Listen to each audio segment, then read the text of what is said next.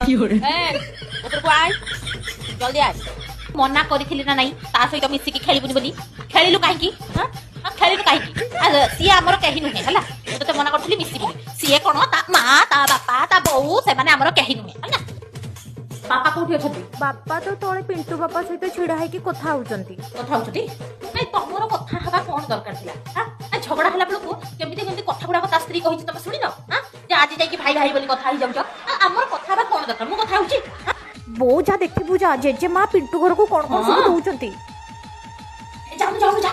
ଲୁଚି ଦେଖିବୁ ଯା ଆଉ କଣ ସବୁ ବୁଢୀ ଦଉଛି ପଇସା ପତ୍ର ଦଉନି ତ ଯା ଦେଖିକି ଆସିବୁ ଯା ଏ ବୁଢୀଟା ଏଇଠି ଖାଇବ ଏଇଠି ହଗିବ ଆଉ ଦେଲା ବେଳକୁ ତାର ଆର ପୁଅ ବୋହୂକୁ ନେଇକି ଗଦେଇ ଦବ ଆସୁ ବୁଢୀ ଖାଲି ଆସୁ ଘରକୁ